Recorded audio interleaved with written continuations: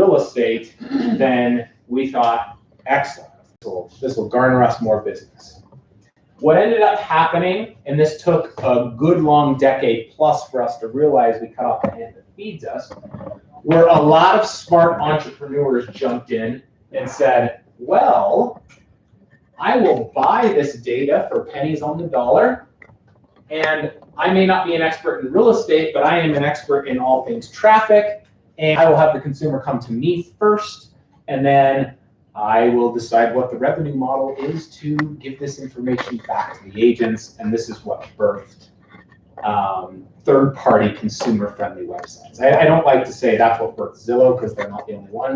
There's millions.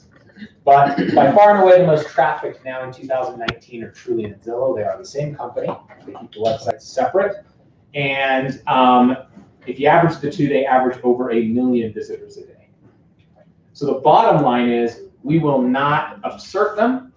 There is not a chance in H that Berkshire Hathaway or anyone else is going to spend enough money to organically outrank Truly and Zillow at this time. It ain't going to happen.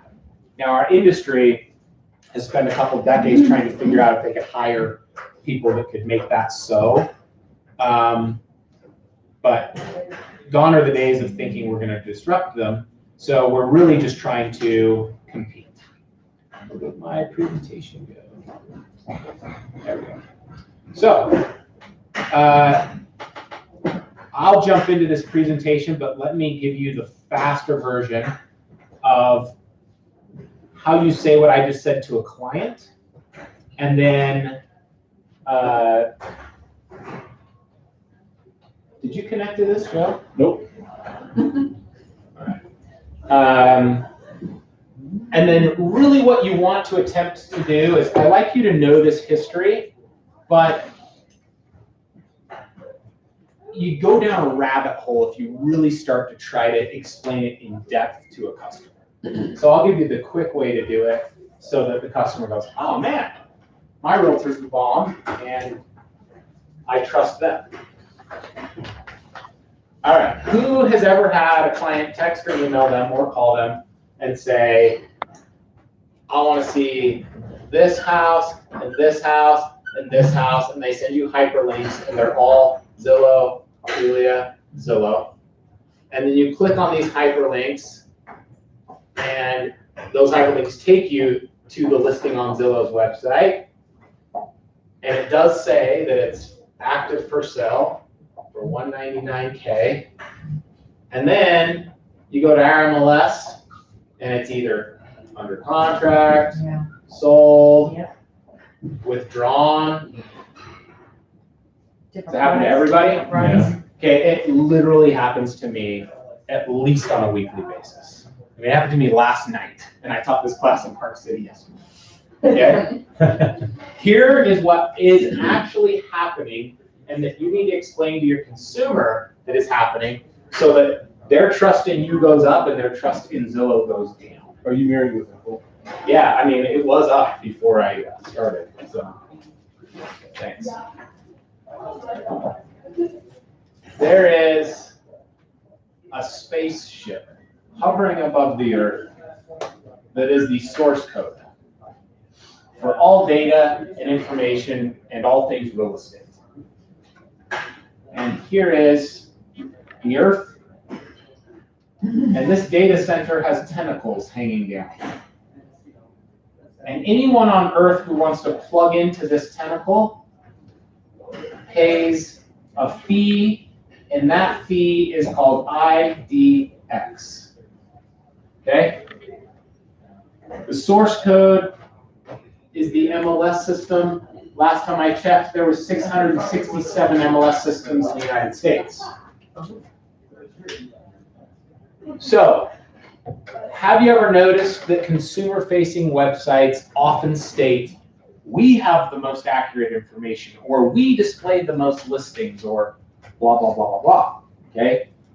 They all, in one way, shape, or form, are either going directly to all these MLSs and buying an IDX feed so they can show houses in Salt Lake City, or they're going to third-party vendors out here The one that you all know is List Hub. And List Hub acts as a middleman between the source and the website. And they sell feeds as well. Same thing as an IDX feed. And they just normalize the data.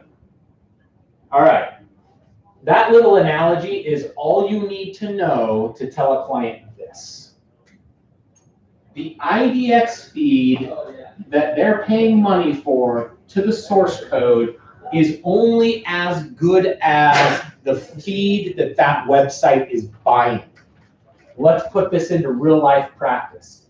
Back to getting hyperlinks sent to you from Zillow and the house has sold. The one I looked up last night was showing active on Zillow, and it closed and funded on July 12th. Okay, and it was listed for $399. It closed for $405. Had multiple offers. So I sent it back to my client. Hey, like I told you before, stop looking on Zillow. Not only is it extremely frustrating for you, you stayed up till midnight last night surfing the internet in your underwear, and that house isn't available anymore. You're wasting your own time, not only mine. I say it nicer to clients, but if you can kind of capture this analogy, I have found, and I've tried it a lot of ways, that consumers go, okay, I kind of get it. And then I crush them with two things here.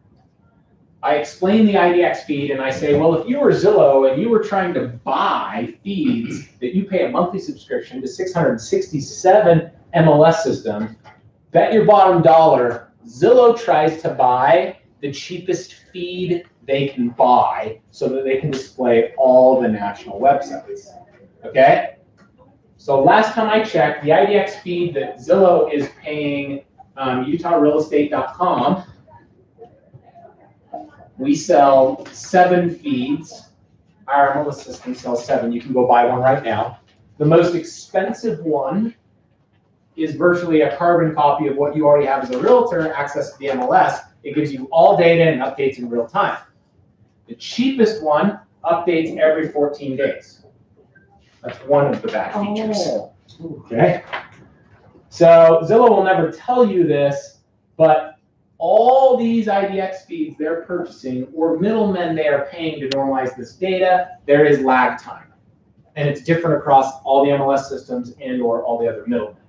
So there's got to be some major complicated back-end spreadsheet where somebody at Zillow knows, what feeds update ever so often, and that's why it's hard for Joe or anyone else to ever give you an exact answer. So when you're ticked because your client's mad at you on your listing because they don't understand why it's not on Zillow, this is why Joe or marketing or anyone else can't necessarily give you a direct answer because we don't own Zillow and we don't know what their algorithms are constantly changing to. That's the bottom line. But the egg on the face needs to go on Zillow, not us. And if you can accurately explain syndication, your consumers will go, aha, okay, I get it. Here's one other way to quickly show a consumer electronically that Zillow should not be trusted, okay? Now, this is the beginning of the class. The last 30 minutes, I will stop bashing Zillow and I'll show you all the ways to do what you should do on there for free, okay? So don't think this is just a bash Zillow. All right, if you haven't done this, it's probably one of the most helpful things you could do in your career. Spend 30 minutes, act like you're a consumer, go on Zillow and shop around so that you know how your consumer is interacting, because chances are, as you said, 90% of your consumers, especially 40 and under, are looking on Zillow, whether you tell them to or not. I have this speech down.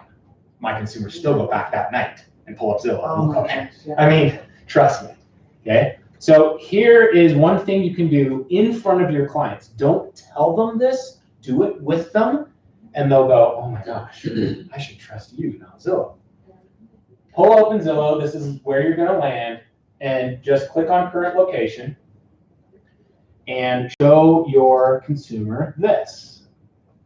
All right, so we're gonna land right here where the office is. Zillow's going to do a quick search. I had this set from yesterday, so let me set this. And it's going to default to show all for sale properties and potential for sale properties. What's that? Yeah. Let's make this very simple. Red is for sale according to Zillow, even though their feed could be days late. And blue is potentially for sale. Has anybody ever had a consumer send them a hyperlink for a blue potentially for sale listing on Zillow? Yes. And they want you to go figure it out. Hey, this is a pre-foreclosure or something. I really want to buy this house. And you're sitting here going, what the heck am I supposed to do with this? Do I go door knock this client? Let me tell you your statistical chances of working this out and why this is being displayed on Zillow's site like this. Who's been in real estate for more than 15 years? Okay. Do you remember back in the day when title companies used to offer to give us the NOD list for free? Yes. Yes. Okay. This is the new version of the NOD list. NOD stands for notice of default. In non-disclosure or judicial disclosure states, to start a foreclosure on somebody, you have to legally advertise if you are the note holder that that person's in default. Okay, way back in the day, we used to advertise that in the newspaper. That's why you'd always see advertisements of people going 30 days or greater late. Nowadays, it's all digitized, and counties keep that information. And it's public record, and they digitize it and stream it for free. Zillow's gone around to all the counties that they can in the United States, gotten an IDX feed into their system, and all they're doing is displaying the notice of default list on their website as pre-sale, potential sale, whatever they call it. Doesn't matter what they call it, our consumers see a dot on the map and think, well, I want to buy that one. Okay? Let's fast forward to 2019. If somebody shows up on the NOD, we know that they are 30 days or more late. Okay? In the state of Utah, I have 2018 numbers. As a percentage of everyone who showed up 30 days or more late, how many ended up as foreclosures? Less than 10%. 1%? 0.35. Wow. Okay? 0.35% ended up as foreclosures. Our foreclosure rate in the state of Utah was 1.34%. And to get there, as if that's not a horrible chance that your client might be able to get that house, to even get there, what do we as agents know the actual process is? First of all, the note holder doesn't just need to advertise the NOD, they got to actually initiate foreclosure. Chances are if foreclosure happens, the day it's foreclosed on, county steps, investors show up to offer cash. So right there, it's gone. Your consumer's never going to get the property. Okay, if minimums are not met, and a third-party negotiator ends up like an asset management company with that property, they have their preferred listing agents, and voila, guess what? It shows up as a red dot as an actual for-sale bank-owned property. Okay, or an agent gets involved, maybe they work on a short sale. The reality is it gets listed, and none of these, I've never seen or heard of a pre-foreclosure working out for anybody who found one on Zillow. If your client wants to go door knock it and talk to these supposed desperate people. Not a good idea. Not a good idea, and it's Because never gonna work. they think they're gonna find a bargain. I had a guy send me like 12 of those. Yep. And all but Deal. one, I believe, had been worked out. Oh yeah. And the one that wasn't, it was two brothers fighting with their attorney as to how much is it worth. It's way too premature on a pre-foreclosure to advertise it, and even furthermore, you can statistically tell your client they have less than a 1% chance of getting that property. Now, if you kind of eloquently walk them through that and show them, as I just showed you, I've found that at least you squash that problem that could come up for you. And you get your consumers to start distrusting what they're reading online and come to you as the source, which is ultimately all you're really trying to do, especially with buyer control sales. So every time I've done this, and I've taught similar things nationally, I've taught them in Utah, it doesn't matter what zip code I'm in or how the map is oriented. there's pre-foreclosures advertised everywhere. All it means is they showed up as an NOD. It's worthless to chase. Okay, so the spaceship analogy and the pre-foreclosures are the two best ways I've found to get some distrust going with Zillow, and in turn, at the same time, have your clients go, wow, my agent knows what they're talking about. So let's go through some quick and easy things you should do with Zillow, since we're kind of forced to sleep with the devil anyways. Okay? All right. All the things I'm going to go through right now are on your sheet, so don't get too worried if they don't quite make sense to you as I go through them. And just use my sheet as a checklist after this class to go and maybe spend, now if you're going pretty quick, it should only take you an hour to kind of set up your profile and have these things done and ready and free for you. Those of you that have assistants or partners too, there's some things you can put into their task lists so that they just do this for you, like every time you have an open house or something like that. Okay, step number one. The very first thing you should do that is free is go to Zillow and create a profile. You might think you have a profile already, because since you've had a listing before, and that listing is displayed on Zillow, and you've seen your own picture, you think you have a profile. You do not, in fact, have one unless you go and sign up and create your own. They auto-generate one for you if you've ever had one listing.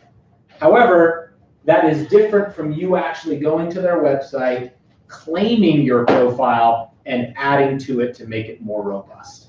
So step one, go and create your profile.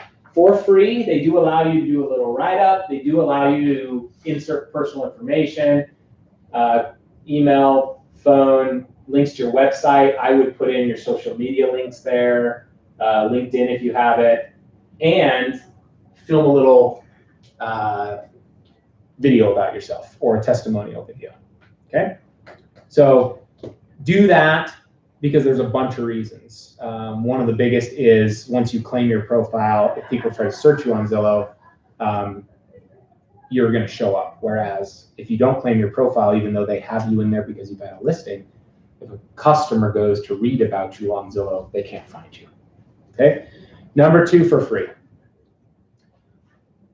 If you are a paid Premier agent or a zip code advertising agent with Zillow, they do this for you automatically. What they don't tell you is you can do it for free. You just have to go through some steps.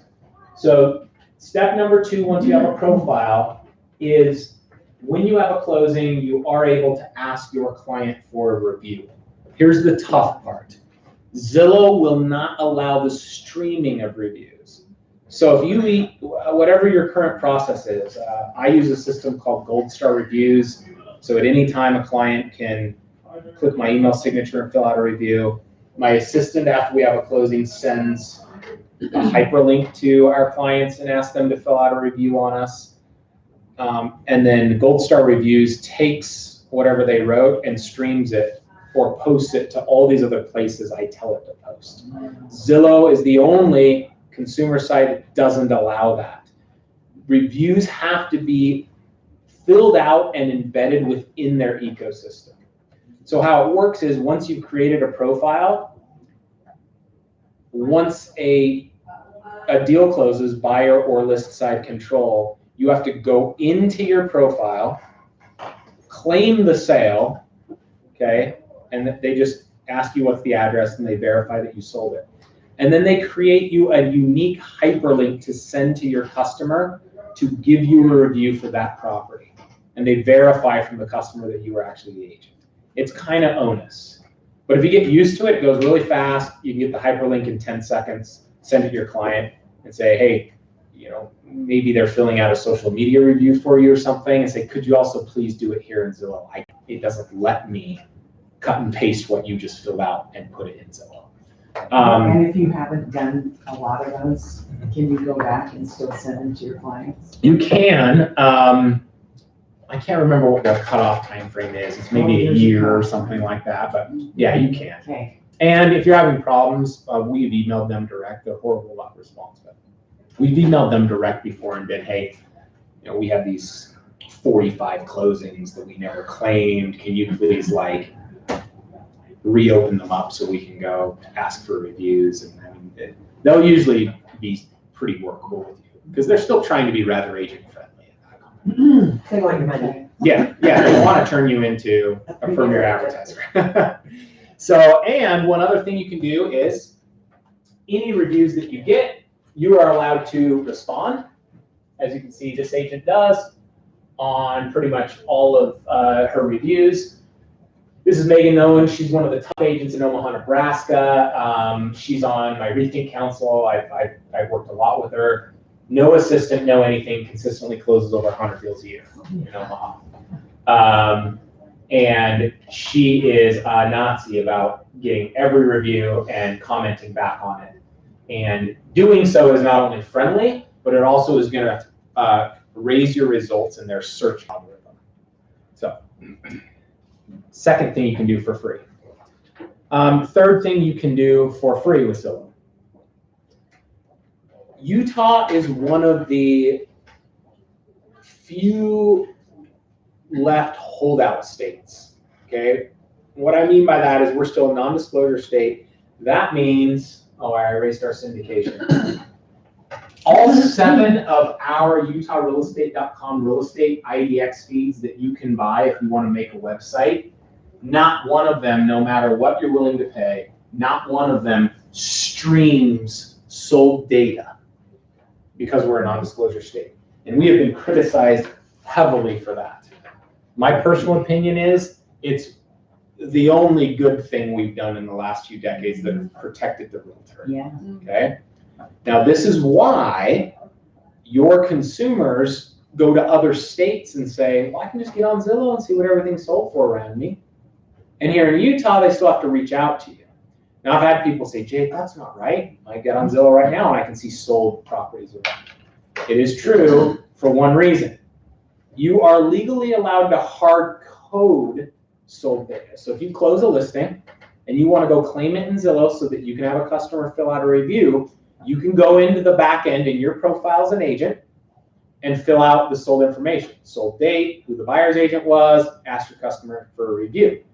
Some agents do that. If I had to give you a percentage, maybe 10% of the sold properties in Utah end up on Zillow as sold because agents claimed them. The other 90% don't. This brings me to one other elephant in the room, which is your consumers asking you about the dang old Zestimate. Yeah. In all other states that are not like Utah, the Zestimate is getting, unfortunately for us realtors, is getting pretty darn accurate. Why? Because as data gets more and more and more and more robust, and Zillow gets more and more and more and more history, their algorithms are getting really good at predicting the Zestimate value in states where they stream all sold data. Why? It's not that tough to program a computer to run comps if you have the data. In Utah, how do they come up with this darn number? It's what all your clients want to know. Well, if you explain to them that we don't stream sold data and really you give them a far better estimate, they do tax assessed value, 1, and then their algorithm also takes into account perhaps the 10% of sold listings, the minute portion of data that they're getting from us agents that hard code our sold data. So do you share yours? So I'm on the fence about this. I'm suggesting in this presentation that you go in and claim your solds because, number one, it makes you look better on Zillow because your profile will show how many sales you've had. And then number 2, it allows you to go ask the customer for a review. But I don't like giving them the information. I really don't. Well, that's what you can get in trouble. Technically, it's a very gray line and no one's been fined on it yet, but technically we were violating our own code of ethics because we're not supposed to display And a lot of sellers don't. sold information. Right. So, you know, I'm on the fence about it. I have gone in and out of doing so.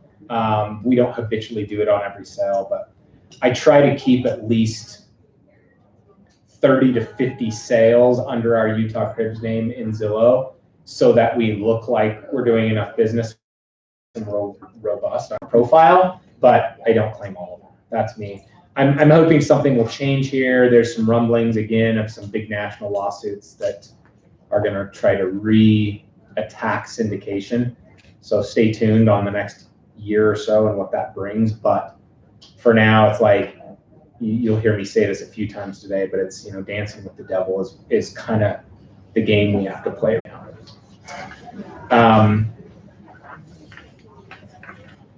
Yeah, and just keep that roughly 10% and tax assessed value in mind. That's really their algorithm that comes up with this estimate, which is why it's so off base in Utah. See you guys. All right. Suggestion number 4 is another thing you can do for free, and I would suggest this for those that, if you're either new in your career or you're just kind of wondering how you get yourself out there. I've actually had a sell occur once in my career for doing what I'm about to tell you that you can do here. Zillow has an entire section of their website dedicated to questions by consumers and professional advice answered by licensed professionals. So in other words, Joe Schmo can't come in there and give advice, but consumers can ask questions and you as an agent can answer those questions. You can also search by topic or location, okay? And it's pretty easy to find if you just go to their website and then you log in as yourself within Zillow's ecosystem into your profile. And the screen looks like this. You can go in and say, what subject do I want to search and what location am I in? And then boom, all these questions that consumers have asked will be populated. You have 2 things you can do here that might garner you business. Idea number 1 would be to just read the questions and try to directly answer that consumer if another agent hasn't. And the more specific the consumer question is, and the faster you respond, the better chance you have of being the person that shows them the property. What I mean by that is a lot of them are general questions, but every once in a while a consumer says, can someone open 123 Main Street? You're like, yep, my office is right by there, or when do you want to see it? Okay. There's agents that just sit here and watch this every day.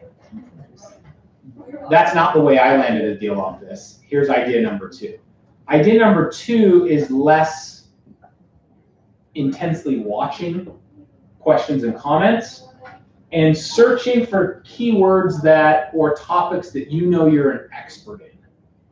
I'm an expert in investing here. I'm an expert in rentals. I'm an expert in properties close to the canyon and how far away recreation is. You'd be shocked how many people ask, like, hey, I'm moving from Washington, D.C., going to be in Utah for 5 years, thinking of buying, love mountain biking.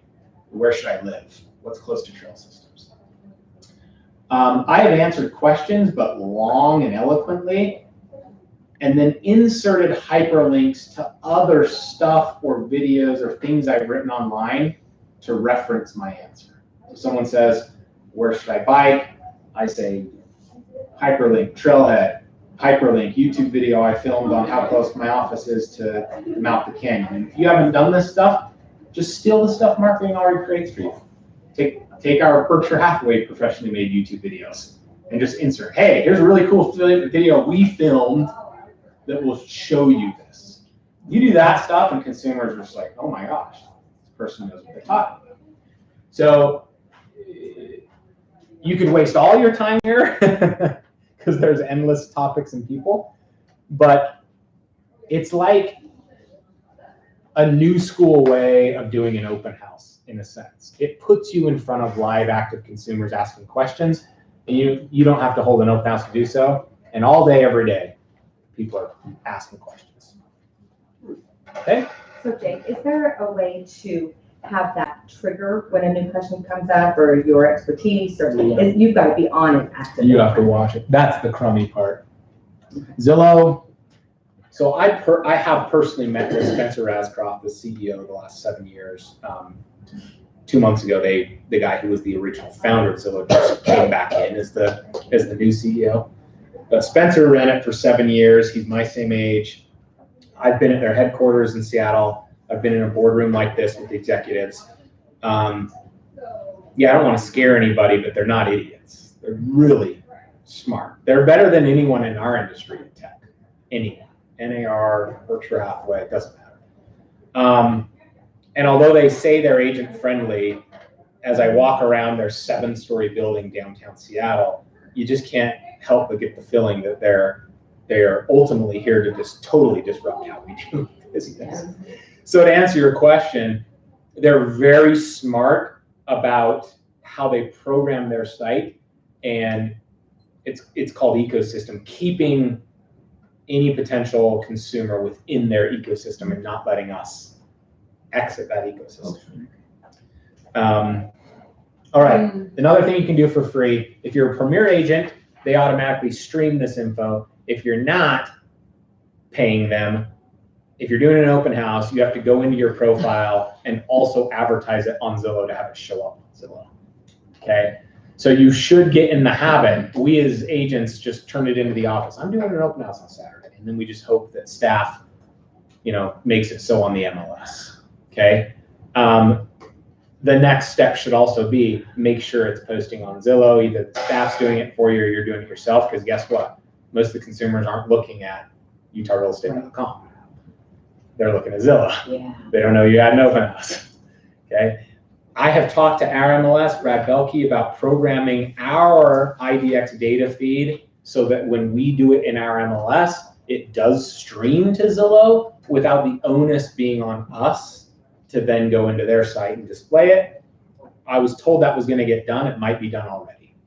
Okay, I'll have to check that and see if my next open house streams on there automatically. But my assistant has been in the habit of always checking Zillow and going in and entering it there too. All right. Is anybody using either the MLS analytical reports when they have a listing to send to their seller, or the Spotlight ones? Use the MLS? Okay, perfect. Zillow also has their own. If you have a listing, you as the agent can go into the back end and get the analytics. So it's yet another report you could send to your client if you want that is Zillow traffic only. Whereas the MLS one you are seeing shows everywhere the IDX feed is displaying your listing. So Zillow gets a little more robust on their metrics. If you click see all metrics, it makes a nice little report for your clients. I'm on the fence about this one too. If you're already sending them the MLS one, that's probably enough. I don't like to promote Zillow, so I don't necessarily want to send my clients that. My clients get on here on their own. Yeah, unfortunately, Zillow lets them look at their own listing statistics themselves if they want, even though you're the agent and you want to provide them that data. So, but that is something you can do, and you can, if you're the listing agent and it's active, you can set them up to automatically receive those reports. This is something I spoke to the executive team of Zillow about 3 years ago when I was sitting at their conference room in Seattle. I said, hey, one massive issue with your entire site is that it's all agent specific and agnostic, meaning you have no ecosystem for teams. Yeah. So I like to say that I was the one that gave Zillow this idea, but they've now reprogrammed it, and Zillow allows team partnerships, any of that. How does it work? Every individual licensed person can still have their Zillow profile, but then if you are a team lead or a partner, you can bring your agents' profiles under your umbrella. So on my team, we do have everyone have their own so that my specific agents can get testimonials, reviews, things like that, claim their sales. But then we have a Utah Cribs account, and it shows all of us together, thereby making us have more reviews and look more robust and claim more sales, et cetera, et cetera. Another thing you can do for free once you've created a profile is Zillow has all these HTML coded widgets. If you're wondering what the heck I mean by that, it's this simple.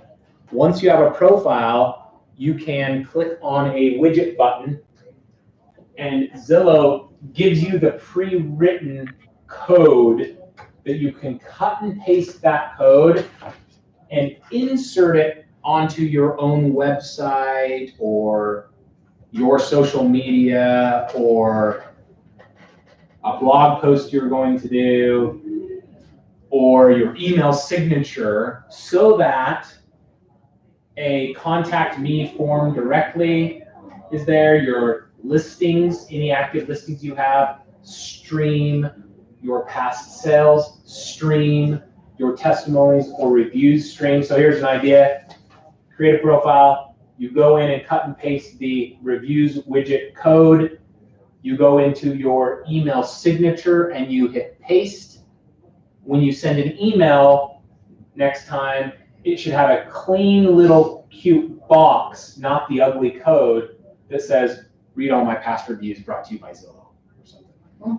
Okay. So the coding part is foreign to me. I don't understand coding, but I do understand that I can cut and paste it and insert it where I want, and then hopefully it, in a pretty way, displays what you asked it to display.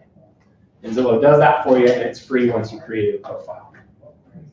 How do you find all this when you go on? I'm telling you how. Yeah, it's actually pretty easy. Once you have a profile, they just have tabs across the top, and there's only, when you're not a Premier agent, there's only about these 12 things you can do. Okay. So it gives you those Because options. I do have a page that I've done, but I haven't dug deeply. Yeah. Click around. I would say it takes the average person about an hour to set up, upload a photo, cut and paste your bio from somewhere else, insert it, do all those things, and then just click around. And most of these things should not be too foreign. Along with the widgets, Zillow has their own ecosystem of awards. We're familiar with Berkshire Hathaway's award systems, which is, gold, diamond, platinum, blah, blah, blah. Most real estate companies have their own award system. Zillow has tried to brand their own, and they have badges and all these things. We don't really care about them, but consumers might. So if you've been awarded any badges by Zillow for reviews, testimonials, having 5-star only reviews, how much volume you've done, whatever, it just shows up in your profile. And if you want, you can cut and paste it, put it in your email signature. This is Amanda Markham's email signature. She's also on my Rethink Council. She's one of the top 25 agents under the age of 35. Where is Amanda? Oh, in Kentucky.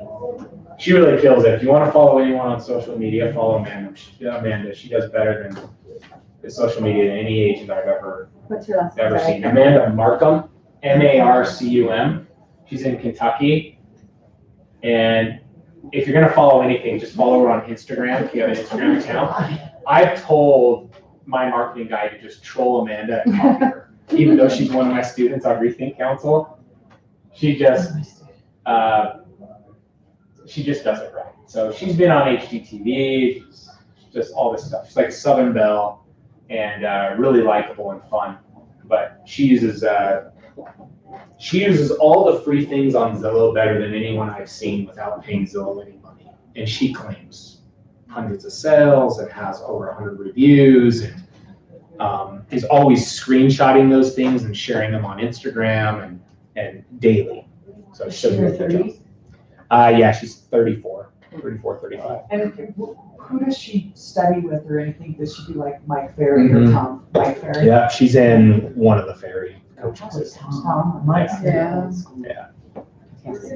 Only recently though, she's been on the Rethink Council with me for 4 years, and her production's just, she's like doubled every year. As a solo producer, she was in the top 100 nationally last year. I mean, it's like she was close to where my whole team is, and she's a solo producer. Wow. I mean, she did like 55 million or something in volume. In Kentucky. In In Kentucky, Kentucky, which is. She dominates Kentucky. Oh, Yeah, follow her on Instagram. If you don't want to have to learn all the things you can do, you follow her and copy. That's the best. That's the best thing. okay. But she has been good at claiming the Zillow badges and their award system and constantly, but eloquently boasting about her business without coming off as super in your face or cocky or bragging. All right, I think this is the second to last free suggestion I have for you. This one takes a little more effort, so you got to kind of follow the steps here. Zillow allows you, they only allow premier agents to upload videos for their listings. But they do allow you to upload a video through their Premier Agent app. So here's what you have to do. You have to actually go in on your phone to the App Store and download Zillow's Premier Agent app. Once you do that, you're giving them your contact info as an agent and you're agreeing to be solicited hardcore by Zillow to try to sell you however they're going to sell you, zip code advertising or Premier Agent sign up. If you decline, which is fine, you still get the app. In the app and only in the app, if you're in your profile in the app and you have a new listing, you're able, this is like a rigged way of giving them money.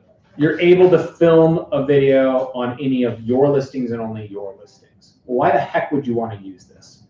It does make you stand out. You seem like a Premier Agent without paying them. The unfortunate part is you can't take a spotlight video or another one you filmed and go upload it from your desktop or have somebody else do it. Yeah. You actually have to be on your phone in their app and use their video app option that's embedded in that app to film your listing. So, what do I do? And only your list. And only your listing. And you have to register the listing before Yeah, you have to claim your claim listing in your profile. in there. Mm-hmm. So it's a bunch of steps and it's onus, but why might you want to use it? Especially why would you want to use it if Spotlight's already doing a nice photo tour and video for you? Instead of really showing off the property, I don't do this every listing, but I will use it as a opportunity for me to speak directly to a Zillow consumer through my listing. What I mean by that is I would do something like Zillow allows you, and per our MLS rules, you can advertise a coming soon once you signed a listing agreement, but 5 days prior to you putting it on the MLS. If you really want to have the best opportunity to double-sided transaction, especially in a hot market where it's low inventory, best practice would be something like this. Sign the listing agreement. Order Spotlight and assign. The day you sign the listing agreement, film a 60-second or less video of yourself in the Premier Agent app, showing off the property and saying specifically to unrepresented Zillow consumers, this is going to be on the market on this date, per our code of ethics, to make sure it's 5 days or less from the day you're filming, and say, for all of you that want to see it before, contact me directly at da. Now follow my logic. Since you're not paying Zillow, once it's actually listed, your listing is going to way down in the fine print say brought to you by Berkshire Hathaway as the source, but on the right side, right next to the photos where consumers are looking at your listing on Zillow, it's going to display the 3 agents that are paying for that zip code. You're not going to be there, okay? But if the consumers who are getting smarter and smarter click the video, they're going to see you, I'm the source, I'm the listing agent. Oh, and by the way, if you're unrepresented, come check it out before it hits the market with me. That's the only way you can get in. There's eloquent ways of saying that without being that direct to the consumer. That's the only way and reason I would use the video, but it can be highly powerful. And shockingly, it's more powerful in general the higher priced the listing is. On luxury, Plus. people eat that up. They're like, sweet, A, I get to preview it. B, I'm smart enough to know kind of how Zillow works. And I want to talk directly to the listing agent. And C, they think they're saving 3% by shopping by themselves anyways. And the higher the price, the more often those type of buyers. Have you ever noticed how often Linda Seacrest doubles the sides her listings? Yeah. Yeah. It's like 65% of the time. So it can be very powerful on a luxury listing. If you're taking anything over like 750, do this. Go through the effort of downloading the app, get solicited by them, and then film a video. But that's the only time you do it if you pre-list. Yeah, I mean, you can do it every time, but it's kind of, I feel like it's a waste of my time unless I'm using it for that reason. And you can't go back in on one that's, you listed, you sold, you reported, you can't go back in and do a video. Nope. That doesn't. No. I don't think there's any advantage. Yeah. Okay, so what is all this stuff, if you're taking advantage of it and it is free to you, it's just some effort, what does it do? One, by nature of claiming your profile, even though they make one for you automatically, by claiming it, you will now be searchable by name or location to any consumer that goes to search for agents on Zillow. Their algorithm is similar to Google's algorithm. The more reviews, sales, listings you've uploaded, videos you've made, all the more data you pump into their website, the quicker you are raised in search results if consumers are locationally looking in that area. Premier agents show up first, they're giving them money. Yeah. But you'll be right behind them. And actually what's funny is, not always, but fairly often, premier agents who are paying don't have reviews or claim sales or anything yet. They're giving Zillow money to buy zip code advertising. So consumers are getting smart enough to go, paid. Oh wow, the first organic actually has a bunch of sales and a bunch of reviews, but they're not paying Zillow. So there is some logic behind doing all these things for free, but not paying the money, but showing up in the search results. So you say a smart consumer. It doesn't list paid. Mm-hmm. Yeah. So they would just kind of figure it out. Oh, Mhm. look, new agent, no sales. Yeah. Buying $1,000 Exactly. in daybreak to Yep. get buyer leads. Yep. And then, consumers are early adopters to tech will often have some quick wins, okay? In our market, Joel Carson went in Yeah. big and fast and dominated and got exclusive rights to multiple zip codes. Yeah. I talked to him once years ago. He was spending $10,000 a month. Yeah. That was the right strategy for the time. Yeah. First and dominate. and Benson. Mm-hmm. Now, let's say a decade later, number one, consumers are smarter. They know if they give their information, they're getting solicited hardcore. So they're much more cautious of that. There's only so many zip codes and so many ways you can slice traffic. So there's a lot of disgruntled agents around the nation with having been duped into Zillow paid leads. And furthermore, a lot of the industry has wisened up that an internet lead is not all it's cracked up to be, not just from a potential conversion metric, but from the sense that, think about your typical younger buyer. The most unloyal consumer you can have is an internet surfer. Like, you don't know their name yet, you don't know their gender, you don't know their age demographic, and they're able to surf privately. And to not shop with said website anymore, all they have to do is click an X. In less than 1 second, they're onto an X. There is no, they are less loyal than an uninterested person who walks into a used car lot, at least if it's a live body, right? Yeah.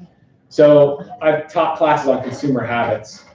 I said, look, you can't be dealing with anyone less loyal than an internet surfer. And if they're possibly giving their information to Zillow because they want to see a house, chances are they've also given it to Quicken Loans, Trulia, maybe Realtor.com, because you know how consumers are. They think different websites display different houses, and they're like features on this one here better, so they're toggling between websites.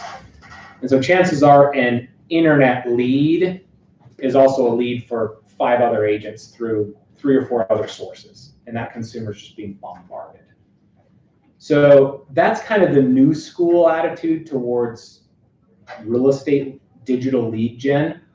And I believe, my theory is it's only going to get more pervasive. And so our industry is trying to, even per Berkshire's message last sales convention was, we just more and more have to display ourselves as the local subject matter experts. We're there when you need us, but not so hardcore soliciting in your face. And I believe consumers are going to start falling more into a funnel of expert advice, but still quick timing. What I mean by that is they're not going to get much more loyal, but if we're the face that gives them the right answer at the right time, or we're there when they want the house opened or whatever, we'll have higher chance of conversion. I only have a couple other things, and I'll just go through these really quick. Those are all the free things. If you want to pay them to become a Premier agent, the main thing, now this is different from buying zip code advertising. This is just, you pay them to become a Premier agent with a badge. There's a lot of little things they offer you. The only thing of value if you're paying them as a Premier agent is that all of your listings will be claimed to you and only you, and they won't display zip code advertising agents on your listings. That's the big feature with becoming Premier. Do you do that? Not now. We did for some odd years, about $600 a month. It is. Oh, that's. And that's no leads, that's just No Premier leads. agent. Just Premier. protect your listings. Okay, okay. So I've tried to be chintzy and gone in and out of I got a bunch of listings right now, I better re-sign up for Premier. Uh-huh. Just ethically I have a problem with it, so I hate giving them money. Yes. But Yeah. the next thing you can do besides Premier is you can buy zip code advertising. The way their algorithm works, and the reason there's no general number that like Joel Carson can give you or that I can give you, because I have done this before, is they sell you advertising based on how much traffic that zip code gets, and they slice it up amongst 3 or 4 agents. So every zip code is different, and they change what they're going to charge every day. But if you do pay for a certain zip code, all you're guaranteed is that you will be displayed in this fashion here when consumers look for a house in that zip code, and they'll rotate who pops up first. Yeah. It's kind of just a way to dupe the consumer into thinking that they're speaking with the listing agent, because that's all the consumer thinks. Jeff taught them to do that for years in April 1 and 5. He Mhm. lived so far away. It was amazing. Yeah. He got a lot of business. Yeah. Early adopters did well. I don't like it, but Joel Carson created when he left Prudential, he really created his business solely through Zillow, his business that he has now.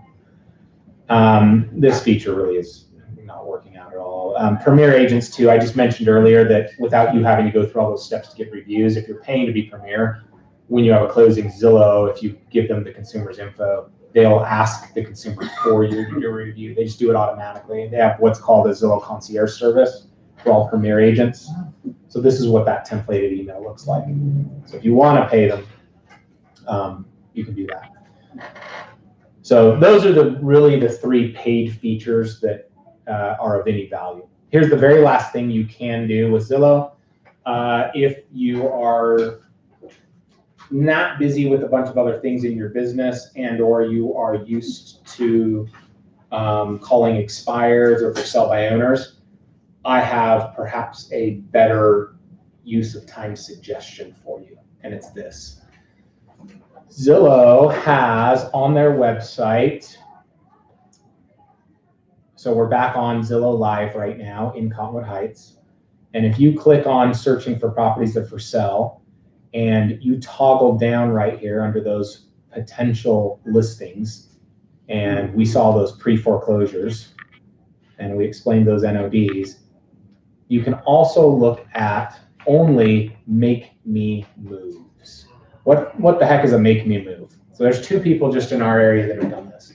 A make me move is a consumer that's gone into Zillow, created a profile, verified that they own this property, and then uploaded their own little advertisement and pictures, and they've had to go in and do this themselves, and said, I'm not necessarily for sale, but if you paid me $250, you'd probably make me move. Buy it now. Yep, buy it now. That's the make me move. It's like an This is auction. a vacant homeland. That's what it says. This is a vacant homeland. Yeah, these are consumers who have no idea what they're doing. Uh-huh. So here's another one. This person right over here on Camelback Yeah. is saying, hey, I'm not really for sale, but if you paid me $460, you'd probably make me move. My advice is simply this, whether we agree with the consumers or not, I think this is, in my opinion, lower hanging fruit and an easier pitch than competing with a ton of other agents who are doing for sell by owners and or expireds.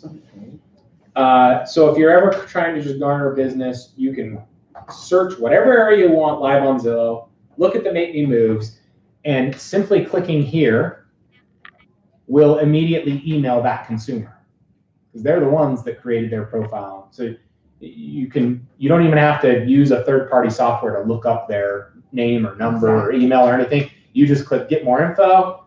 Hey, owner of Camelback, I'm showing a client in your area. I'm not trying to solicit you to list your house, but I was curious if I could preview it. Would you really sell for $460? I mean, just start a conversation, especially in a low inventory market. Once in my career, I was able to get a make me move sell to my buyer because we'd seen everything on the MLS, and I went, oh, a bunch of people on Zillow are saying they might sell.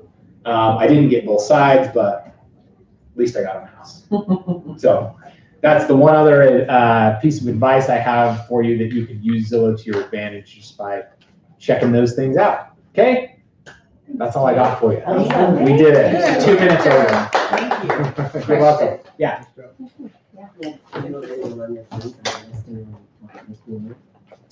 Nope, never got a listing. I've never really systematically gone after it, but I have, like I mentioned, when I have a buyer and they don't like anything on the MLS, I've hopped on there before and we'll see if anybody. Okay. My son. And about so then you guys need to do two different ones, one for the Zillow and one for the rest. Does all the rest. Both stars and one. And you could really just with her.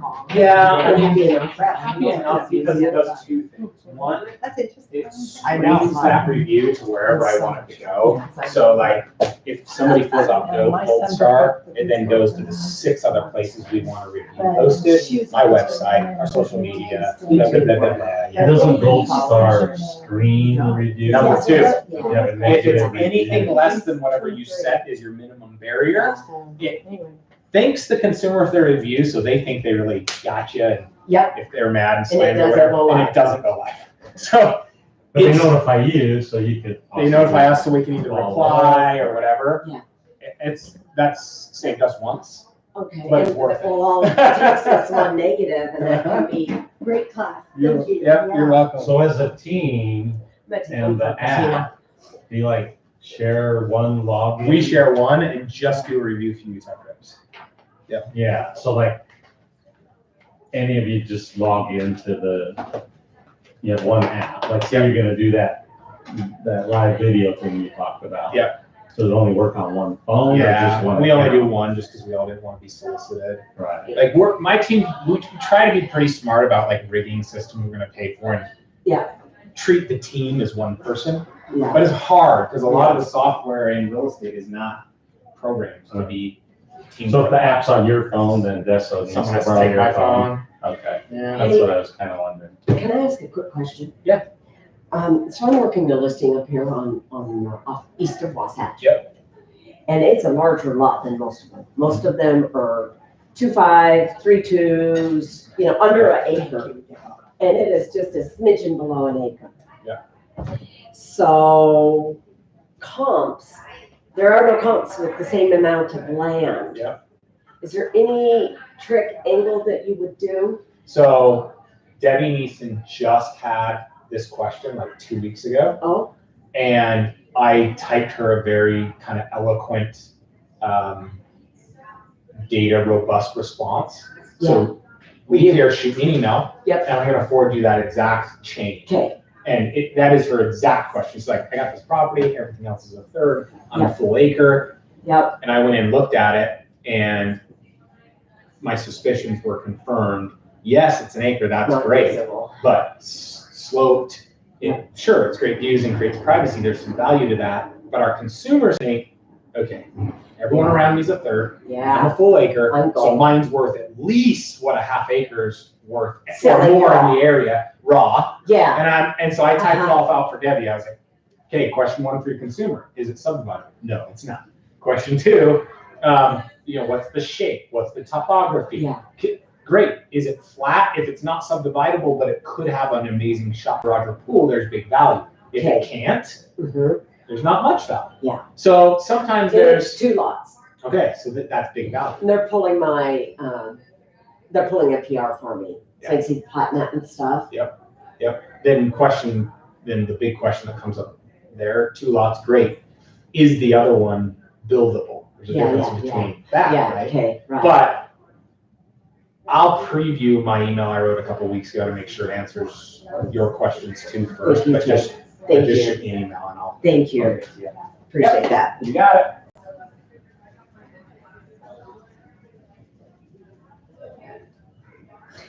Up in Olympus Cove. Yeah. Halfway up the cove. Yep. Would you be concerned of a teenage driver driving in the slick roads and the snow days up there? I mean, it can be pretty crazy. I mean, but And she's afraid, so I'm looking at a house up there. I feel like if you have 4-wheel drive and get tires, I mean, Yeah. if you're uncomfortable up there, Well, Yeah, I'm right over sounds here, good. so our steepest hill is 3,000. I don't let the kids, I won't let her drive up the canyon Yeah. for a couple of years. She buses to go Yeah. skiing.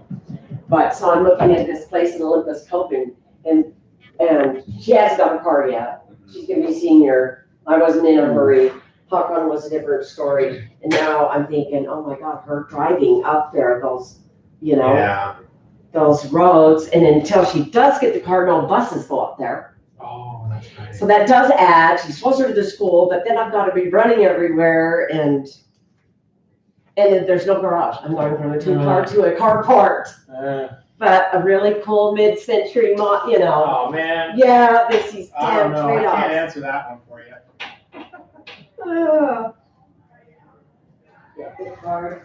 Yeah. See ya. Thank you, Jake. I'll shoot that over. And you, good. I can't wait to get that stuff. Thank you. That was pretty helpful. I had no idea about those things, and yes. Oh my gosh. Yeah, and that's why I appreciate that. Yeah, that's really great. It's getting better every week.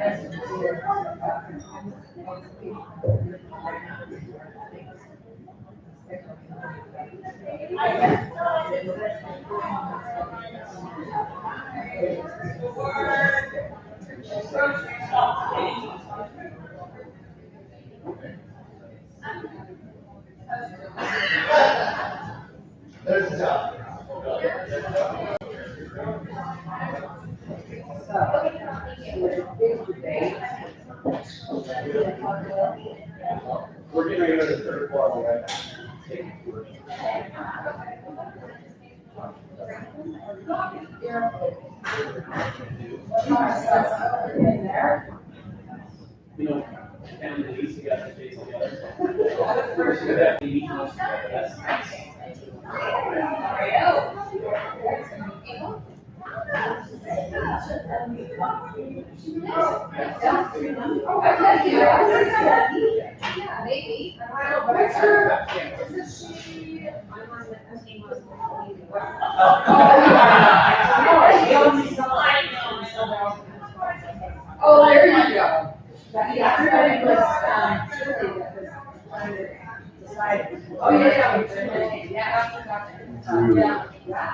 Hi,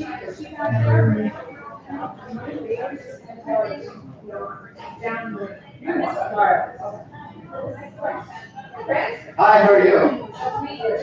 So I didn't wait on people. Actually, I was gonna say, I got a new web address. Nobody was able to ever said that. And I came here. Phone perspective. It just takes a lot. But if you have my friends. And I'll tell you that that's stuff. This lady, I told her right now, sits on the couch. Oh, all up to me.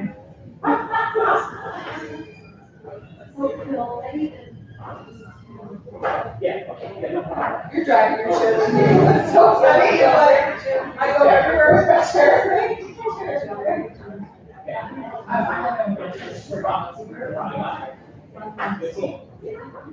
It's just a little bit of that.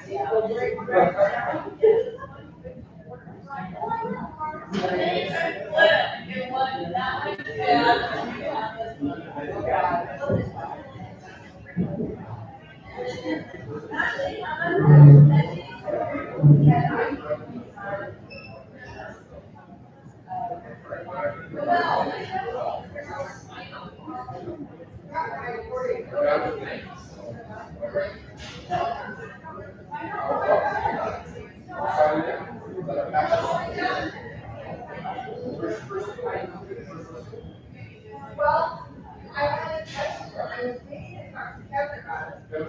I know. I know.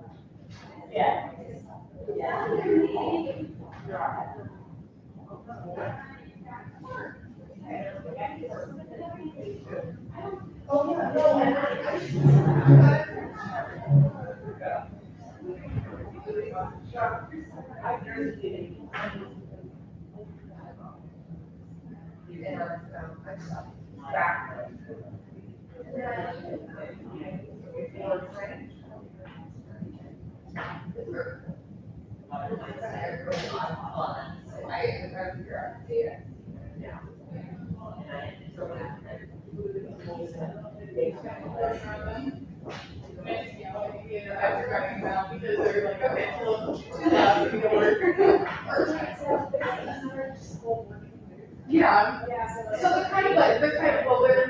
they're like conference rooms, so you have to schedule them. So if you have like a small meeting, you can go in here and meet with people. In the same thing over here, or sometimes we have to go in there and work.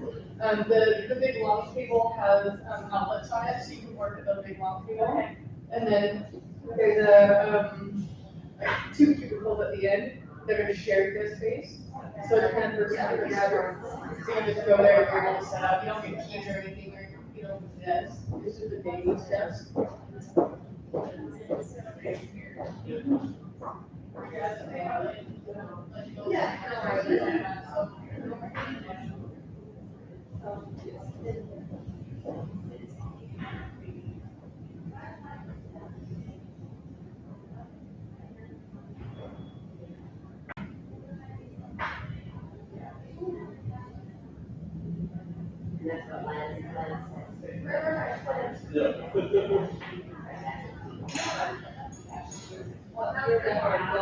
Like, the me first, like, oh, I want to.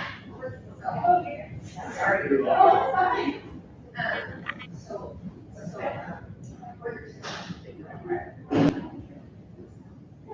Which is, she's able to. You're the town I live in. You don't know, like, you say, oh, here, and then you give the information. But it's just talking, you're gonna have.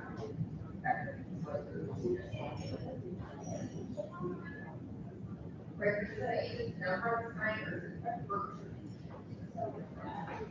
Oh, Yeah. The rest of it is cost. Where are you gonna teach, right? Not the cheapest, but the most. so that's the. Cost effective. Right. Right, it is. Right. Oh, great. There you go.